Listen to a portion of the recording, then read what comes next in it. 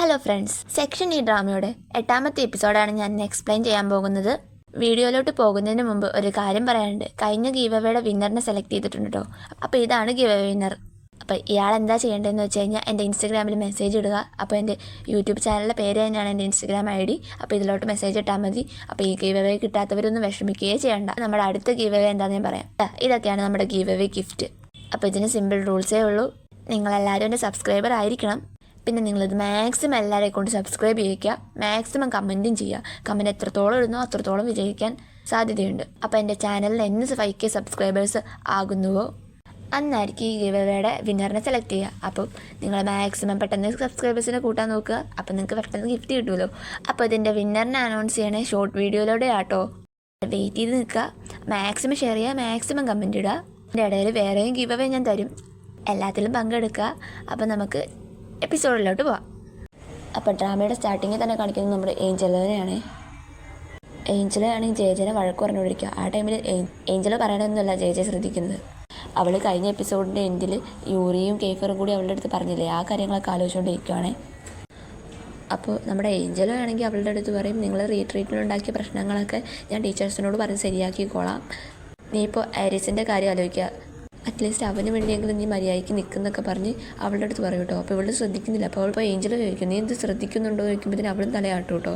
എന്നിട്ട് പറയും, ഇപ്പം ഞാൻ കുറച്ച് ആവശ്യങ്ങൾക്ക് വേണ്ടി പുറത്തോട്ട് പോവുക, ഇനി വരണവരെ നീ അവനെ നോക്കണം എന്ന് പറയും കേട്ടോ. അപ്പോൾ അവളാണെങ്കിൽ ഇവിടെ എൻ്റെ പ്രശ്നം എനിക്ക് ചെയ്താക്കാൻ പറ്റില്ല, ഇപ്പോൾ ആരിസിൻ്റെ പ്രശ്നം എന്നൊക്കെ പറഞ്ഞ് അവളിങ്ങനെ ആലോചിക്കുവാട്ടെ. അപ്പോൾ ആരിസ് ആണെങ്കിൽ എന്തൊക്കെയോ പിച്ചും പെയ്യും പറയുന്നുണ്ട്. അപ്പോൾ അവൾ എന്താ പറയണമെന്ന് കേൾക്കാൻ വേണ്ടി ആരിസിന് കോക്കിയാണെന്ന് എണീറ്റോന്ന് ഇങ്ങനെ ചോദിച്ച് ചെല്ലുമ്പോഴത്തേനും ആണെങ്കിൽ അവളുടെ അടുത്ത് ദേഷ്യപ്പെട്ടൊന്ന് പുറത്തോട്ട് പോകാമെന്ന് ചോദിക്കും കേട്ടോ. അപ്പം നമ്മുടെ ചേച്ചി ചോദിക്കും, നീ എന്തെൻ്റെ അടുത്ത് എപ്പോഴും ഇങ്ങനെയെന്ന് വെച്ച് അവളിങ്ങനെ വിഷമിച്ച് പോകും കേട്ടോ പുറത്തോട്ട്. അപ്പോൾ അവനും ഇങ്ങനെ ആലോചിക്കും, ഞാൻ എന്തിനാ എപ്പോഴും ഇങ്ങനെ, നിനക്കറിയാത്ത പല കാര്യങ്ങളും എനിക്കറിയാം, എനിക്ക് പല കാര്യങ്ങളും ഓർമ്മയുണ്ട്. അപ്പോൾ നമ്മുടെ അമ്മയുടെ വീട്ടിൽ ഒരുമിച്ച് നിന്ന കാര്യമൊക്കെ എനിക്ക് ഓർമ്മയുണ്ട്, ഇതൊക്കെ എങ്ങനെ ഞാൻ മറക്കുമെന്ന് പറഞ്ഞ് അവനും ഇങ്ങനെ പറഞ്ഞുകൊണ്ടിരിക്കും കേട്ടോ. അത് കഴിഞ്ഞ് കാണിക്കുന്ന സീൻ എന്താ വെച്ചാൽ നമ്മുടെ ഏരിസിൻ്റെ ചെറുപ്പകാലമാണ്. അപ്പം നമ്മുടെ ജയജയും ഏരിസും അവളുടെ അമ്മയും ഒരുമിച്ചൊരു വീട്ടിലായിരുന്നു താമസിച്ചുകൊണ്ടിരുന്നത്. അപ്പോൾ നമ്മുടെ ജയജയ് ഏരിസിൻ്റെ സിസ്റ്റർ എന്ന് പറയുമ്പോൾ അമ്മ സെയിമാണ്, പക്ഷേ 2 അച്ഛന്മാരാണ്. അപ്പോൾ ഇവർ 3 പേരും ഒരുമിച്ചൊരു വീട്ടിൽ താമസിച്ചുകൊണ്ടിരുന്നത്. അപ്പോൾ ജയജയനെയാണ് അമ്മയ്ക്ക് ഏറ്റവും ഇഷ്ടം, ഏരിസിന് ഇഷ്ടമില്ല. അപ്പോൾ അവനെന്ത് കുസൃതി കാണിച്ചാലും അമ്മ നല്ലപോലെ ചീത്ത പറയും, പക്ഷേ ജയജയനെ ഒന്നും പറയില്ല. അപ്പോൾ ഏരിസാണ് കുഞ്ഞു കുട്ടിയല്ലേ, അപ്പോൾ നിങ്ങൾ പൗഡർ വെച്ച് കളിച്ചുകൊണ്ടിരിക്കുമ്പോഴത്തേനും അമ്മ വഴക്ക് പറഞ്ഞ് അവൻ്റെ അടുത്ത് നിന്ന് പുറത്തോട്ട് പോകട്ടോ. അപ്പോൾ ഒരു പുള്ളിക്കാരത്തെ ഒരു വർത്തമാനം പറഞ്ഞുകൊണ്ടിരിക്കും.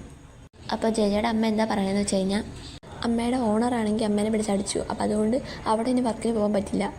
അപ്പം ഇനി പിള്ളേരെ നോക്കണമെങ്കിൽ എന്ത് ചെയ്യണമെന്ന് ആലോചിച്ചിങ്ങനെ പുള്ളിക്കാർ നിൽക്കുകയാണേ. അപ്പോൾ മറ്റേ കൂട്ടുകാർ പറയും, ഈ അമ്മയുടെ അടുത്ത് ചോദിക്കത്തില്ല എന്നിങ്ങനെ ചോദിക്കുമ്പോഴത്തേനും അവളും പറയും, ശരിക്കും അത് അവളുടെ അമ്മയല്ല, ഇവളുടെ അച്ഛൻ 2ാമത് കല്യാണം കഴിച്ച ഭാര്യയാണ്. അപ്പോൾ നല്ല പുള്ളിക്കാരി ആയതുകൊണ്ട് ഇവളെ നല്ലപോലെയൊക്കെ നോക്കുകയൊക്കെ ചെയ്യും കേട്ടോ. അപ്പോൾ നമ്മുടെ ഏഞ്ചലോടെ അമ്മയുടെ കാര്യമൊക്കെ പറയുന്നത് ജയജയുടെ അമ്മ പറയും, ജയജയ മാത്രം കൂടെ നിൽക്കും പോലെ എന്തെങ്കിലും ജോലിക്ക് പോകണം, പിന്നെ പിള്ളേർക്ക് ഇപ്പോൾ അത്യാവശ്യം പഠിക്കാനുള്ള പൈസ എൻ്റെ കയ്യിലുണ്ട്, അത് വെച്ച് എങ്ങനെയും വിടാം, ഏരിസിനെ സ്കൂളിലൊക്കെ വിടണം എന്ന് പറയുമ്പോഴത്തേനും ഈ പൈസ വെച്ച് നീ എത്ര നാൾ ജീവിക്കും, ചേച്ചിയുടെ അച്ഛൻ ഭയങ്കര റിച്ചാന്നല്ലേ കേട്ടെ, നിനക്ക് ഫ്ലാറ്റ് വരെ വാങ്ങിച്ചു തന്നല്ലേ, അപ്പോൾ അയാളോട് ചോദിക്കത്തില്ല ചോദിക്കുമ്പോഴത്തേനും എന്തെങ്കിലുമൊക്കെ ചെയ്യണം എന്നൊക്കെ പറഞ്ഞ് പുള്ളിക്കാരി ഇങ്ങനെ നിൽക്കുവാണ്. ഏരിസാണ് ഇതെല്ലാം ഒളിഞ്ഞ് വെക്കുന്നതായിരുന്നു കേട്ടോ. അപ്പോൾ ഏരിസിനെ ഓടിച്ചുവിടും, വലിയവർ പറഞ്ഞ് കേൾക്കുന്നതെന്ന് ചോദിച്ചുകൊണ്ട്. ഒരു ദിവസം നോക്കുമ്പോൾ നമ്മുടെ ജയജയ്ക്ക് നല്ലപോലെ പനി പിടിച്ചെടുക്കാം. അപ്പോൾ നമ്മുടെ ജയജയ് ഇങ്ങനെ പറയും, എനിക്ക് ഫുഡ് വേണം, എനിക്ക് വിശക്കുവാന്ന് പറയുമ്പോഴത്തേനും കഞ്ഞി മേടിക്കാൻ വേണ്ടി നമ്മുടെ ഏരിസ് പുറത്തോട്ട് പോയിട്ട് വരും കേട്ടോ. അപ്പോൾ തിരിച്ചു വരുമ്പോഴത്തേനും അമ്മ വന്നിട്ട് കൊച്ചിനെ നോക്കുന്നില്ല എന്ന് പറഞ്ഞ് ആ ചെറിയ കൊച്ചിനെ പിടിച്ച് അടിക്കും. പാവമുണ്ട് ഏരിസിൻ്റെ കാര്യം പറഞ്ഞാൽ. എന്നിട്ട് ജയജനെ അഡ്മിറ്റ് ആക്കും കേട്ടോ. അപ്പോൾ ജയജയ്ക്ക് യൂറിനറി ഇൻഫെക്ഷനൊക്കെ വന്ന് ഈ വൃത്തിയില്ലാത്ത ടോയ്ലറ്റും വെള്ളമൊക്കെ ഒരുപാട് കുടിക്കാഞ്ഞിട്ടൊക്കെ ഇങ്ങനെ കുറേ പ്രോബ്ലം വന്നുകൊണ്ട് അവൾക്കിനി കുറച്ച് ദിവസം കൂടി അഡ്മിറ്റ് ചെയ്യണമെന്ന് പറയും കേട്ടോ. അപ്പോൾ നമ്മുടെ ഏരിസിനെ സ്കൂളിൽ വിടാനുള്ള ടൈമായിരുന്നു. അപ്പോൾ പൈസ എല്ലാം എവിടെ തീർന്നുകൊണ്ട് അവനെ സ്കൂളിൽ വിടാൻ പറ്റില്ല. അത് അവനോട് പറയുമ്പോഴത്തേനും അവനൊരു കൊച്ചു കുട്ടിയല്ലേ, അവനിതൊന്നും അറിയത്തില്ലല്ലോ. അപ്പോൾ അവൻ പറയും, എനിക്ക് സ്കൂളിൽ പോകണമാ എന്ന് പറഞ്ഞിട്ട് എനിക്ക് കരയും. അപ്പോൾ അമ്മ പറയും, നീ മര്യാദയ്ക്ക് കൊച്ചിനെ നോക്കാഞ്ഞിട്ടല്ലേ നിനക്ക് പറ്റാത്ത, നീ സ്കൂളിൽ പോകാൻ പറ്റാത്തതെന്നൊക്കെ പറഞ്ഞ് കൊച്ചിനെ അടിക്കും കേട്ടോ. അപ്പോഴത്തേനും നമ്മുടെ അമ്മമ്മ വരും കേട്ടോ. അപ്പോൾ അമ്മമ്മ വരുമ്പോഴത്തേനും കൊച്ചിനെ എന്താ ഇങ്ങനെ അടിക്കുന്നതെന്ന് ചോദിക്കുമ്പോഴത്തേനും കൊച്ചിങ്ങനെ വാശി പിടിച്ചിട്ടാന്നൊക്കെ പറഞ്ഞ് ഓരോന്ന് പറയുവേ. അത് കഴിഞ്ഞ് കാണിക്കുന്ന സീൻ എന്താ വെച്ചാൽ നമ്മുടെ ഏരിസിനാണെങ്കിൽ അമ്മമ്മയുടെ കൂടെ പറഞ്ഞു വിടുക കേട്ടോ. അപ്പം നമ്മുടെ ഏരിസ് ചോദിക്കും, ജയജയ്ക്ക് അസുഖം മാറിക്കഴിഞ്ഞാൽ എൻ്റെ കൂടെ പറഞ്ഞു വിടുക ചോദിക്കുമ്പോഴത്തേനും അമ്മ നീ മിണ്ടാതിരിക്കുന്നു പറഞ്ഞ് കൊച്ചിനെ അവിടെ പറഞ്ഞു വിട്ടിട്ട് പോകും കേട്ടോ. അപ്പോൾ അവനാകെ കിടന്ന് കരയും, അവൻ കുഞ്ഞു കുട്ടിയല്ലേ. അപ്പോൾ അവനെ നമ്മുടെ ആഞ്ചലോടെ അമ്മയാണ് സമാധാനിപ്പിക്കുന്നത്. അപ്പോൾ നമ്മുടെ ഏരിസാണെങ്കിൽ ആ വീട്ടിൽ ചെന്നിട്ടാണെങ്കിലും ഒന്ന് സമാധാനത്തോടെ അല്ല ഇരിക്കുന്നത്. അവനാണെങ്കിൽ ജെയും അമ്മയില്ലാത്തതുകൊണ്ട് ഭയങ്കര സങ്കടമാണ്. അപ്പോൾ അവനിങ്ങനെ വിഷമിച്ചിരിക്കുമ്പോഴത്തേനും ഏഞ്ചലോ ഒത്തിരി സമാധാനിപ്പിക്കാൻ നോക്കുന്നുണ്ട്. അപ്പോഴേക്കും ഏഞ്ചലോട് അമ്മ വന്നിട്ട് ചോദിക്കും, നിനക്കിവിടെ ഞങ്ങളുടെ കൂടെ തന്നെ താമസിച്ചൂടെ, ഏഞ്ചലോ പഠിക്കുന്ന സ്കൂളിൽ നിന്നെ വിടാം, അങ്ങനെയൊക്കെ ഓരോന്ന് പറയും കേട്ടോ. അപ്പോൾ അവൻ പറയും എൻ്റെ അമ്മ എന്നെ കൂട്ടിക്കൊണ്ട് പോകാൻ വരും എന്നൊക്കെ പറഞ്ഞ് ഇത് പറയുമ്പോഴത്തേനും കറക്റ്റ് അവൻ്റെ അമ്മ വരും കേട്ടോ. അപ്പോൾ അമ്മ വരുമ്പോഴത്തേനും അവൻ പറയും എൻ്റെ അമ്മ വരുമെന്ന് ഞാൻ പറഞ്ഞല്ലേ, അമ്മ വന്നു എന്നൊക്കെ പറഞ്ഞ് ഭയങ്കര സന്തോഷത്തിൽ പറയും കേട്ടോ. അവനൊരു കൊച്ചുകുട്ടി ആയതുകൊണ്ട് ഒന്നും അറിയത്തില്ല. അപ്പം അമ്മ പറയും നിന്നെ ഇവിടുന്ന് കൊണ്ടുപോകുന്നില്ല, ഞാൻ ചേച്ചനെ മാത്രം നോക്കുന്നതെന്ന് പറയുമ്പോഴത്തേനും അവൻ പറയും നിനക്ക് ചേച്ചനെ മാത്രമാണ് ഇഷ്ടം, എന്നെ ഇഷ്ടമല്ലേ എന്നൊക്കെ ചോദിക്കും കേട്ടോ. അമ്മയാണെങ്കിൽ എൻ്റെ കാശില്ലെന്നുള്ള കണക്കിങ്ങനെ ഓരോന്ന് പറയുമ്പോഴത്തേനും കൊച്ചു കുഞ്ഞല്ല, അവന് മനസ്സിലാവില്ലല്ലോ. അപ്പോൾ അവനും കരഞ്ഞ് ഏഞ്ചലോടെ അമ്മനെ കെട്ടിപ്പിടിച്ച് കരയും കേട്ടോ ഒത്തിരി. അത് കഴിഞ്ഞ് കാണിക്കുന്ന സീൻ എന്താ വെച്ചാൽ നമ്മുടെ ഏരിയസ് കുറച്ചുകൂടി വലുതായി കേട്ടോ. ഇപ്പം അവൻ നമ്മുടെ ഏഞ്ചലോടെ വീട്ടിലാണ് താമസിക്കുന്നത്.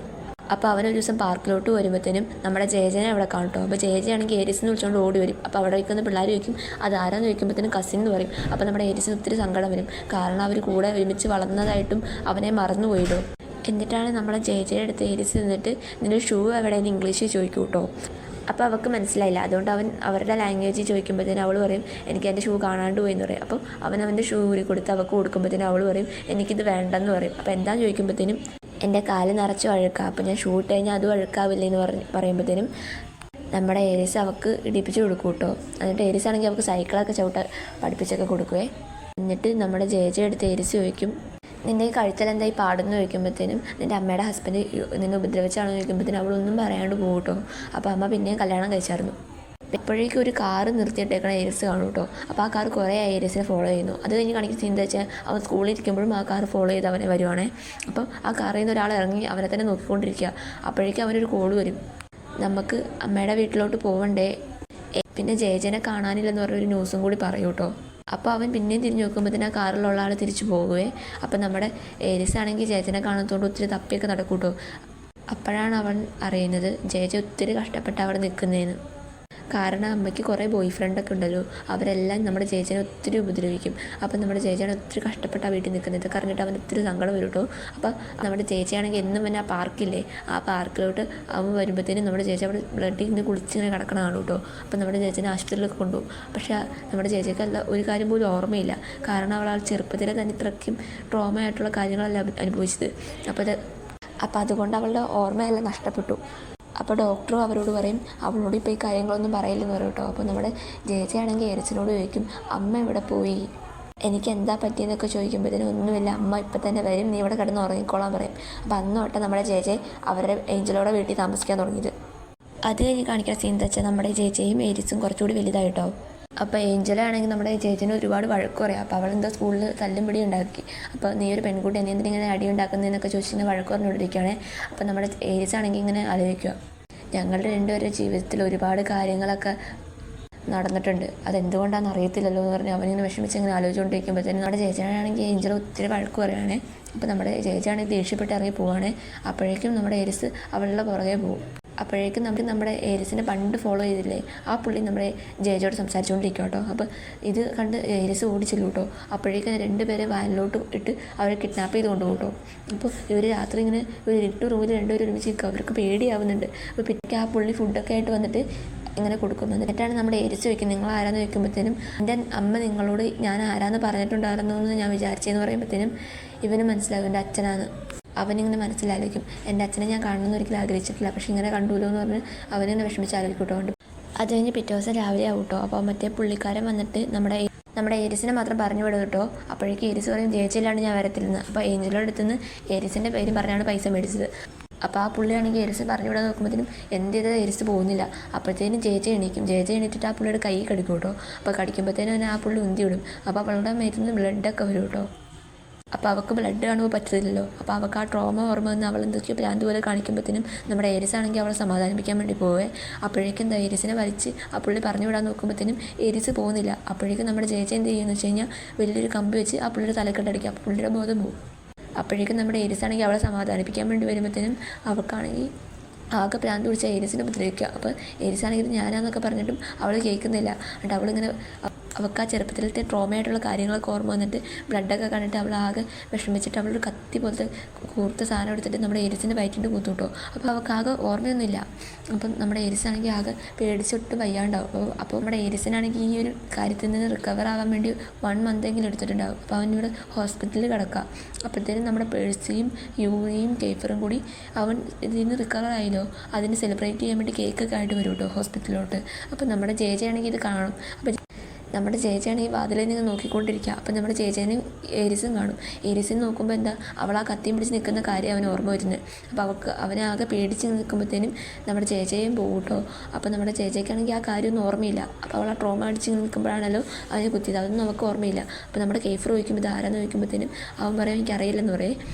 അപ്പോൾ അത് കഴിഞ്ഞ് നമ്മുടെ ചേച്ചിയാണെങ്കിൽ ഒരു ദിവസം അവനെ കാണാൻ വരുമ്പോഴത്തേനും അവിടെ ഏരിസിനാണെങ്കിൽ ചേച്ചനെ കാണുന്ന ഭയങ്കര പേടിയാണ്. അവനാകെ പേടിച്ച് വരച്ച് കണ്ണടച്ച് നിൽക്കുന്നത്. അവനാ കാര്യങ്ങളൊക്കെ ഓർമ്മ വരുന്നുണ്ട്. അപ്പോൾ നമ്മുടെ ചേച്ചിക്ക് ഇതൊന്നും ഓർമ്മയില്ലല്ലോ. അപ്പോൾ അവൾ പറയും ഞാൻ നിന്നെ കാണാൻ വേണ്ടി കുറേ വരുന്നു, പക്ഷേ ഇവിടെ ഫുൾ വിസിറ്റേഴ്സ് ആയതുകൊണ്ട് ഞാൻ വരാഞ്ഞേ. നിനക്ക് എങ്ങനെയുണ്ട്, ഇപ്പോൾ ഓക്കെ ആണോ, നിൻ്റെ അച്ഛൻ എങ്ങനെയുണ്ട്, അന്ന് എന്താ സംഭവിച്ചത് എനിക്കൊന്നും ഓർമ്മയില്ലെന്ന് പറയുമ്പോഴത്തേനും നമ്മുടെ ഏരിസ് ഇങ്ങനെ പറയും നീ ഒന്ന് പോകാവോ എന്ന് പറഞ്ഞ് ഒത്തിരി പറഞ്ഞു വിടും കേട്ടോ. അപ്പോൾ അവൾ ആകെ വിഷമിച്ച് പുറത്തോട്ട് പോകും കേട്ടോ. അതിൽ പിന്നെ നമ്മുടെ ഏരിസ് ആണെങ്കിൽ ഈ ചേച്ചനെ ഇങ്ങനെ ഒഴിവാക്കാൻ തുടങ്ങിയത്.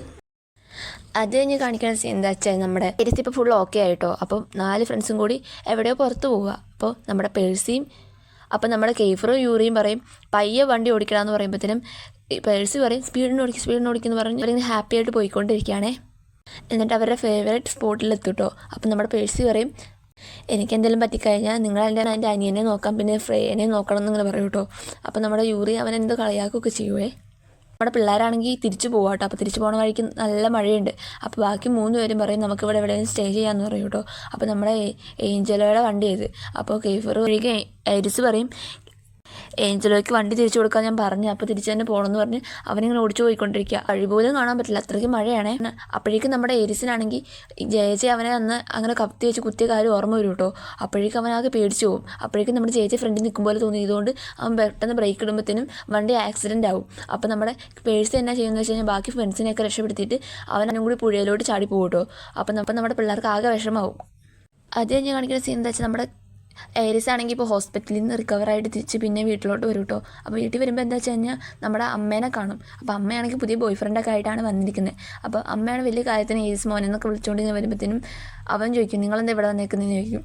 അപ്പം ഞാനിവിടെ കുറച്ച് കാലത്തേക്ക് നിൽക്കുക എന്നൊക്കെ പറഞ്ഞ് ഇങ്ങനെ പറയൂട്ടോ സന്തോഷത്തോടെ. എന്നിട്ട് പറയും ഇതെൻ്റെ പുതിയ ബോയ് ഫ്രണ്ടാന്ന് പറഞ്ഞ് 2 പേരും അങ്ങോട്ട് ഇങ്ങോട്ട് പരിചയപ്പെടുത്തി കൊടുക്കും കേട്ടോ. അപ്പോൾ നമ്മുടെ ഏരിസ് ആണെങ്കിൽ മൈൻഡ് ആക്കാണ്ട് നിൽക്കുമ്പോഴത്തേനും ഏഞ്ചലോടെ അമ്മയോട് ചോദിക്കും നിങ്ങൾ ഇങ്ങനെയാണോ മോനെ വളർത്തിയതെന്ന് ചോദിക്കുമ്പോഴത്തേനും ഏരിസ് പറയാം എൻ്റെ അമ്മ നല്ലപോലെ വളർത്തിയെന്ന് പറയേ.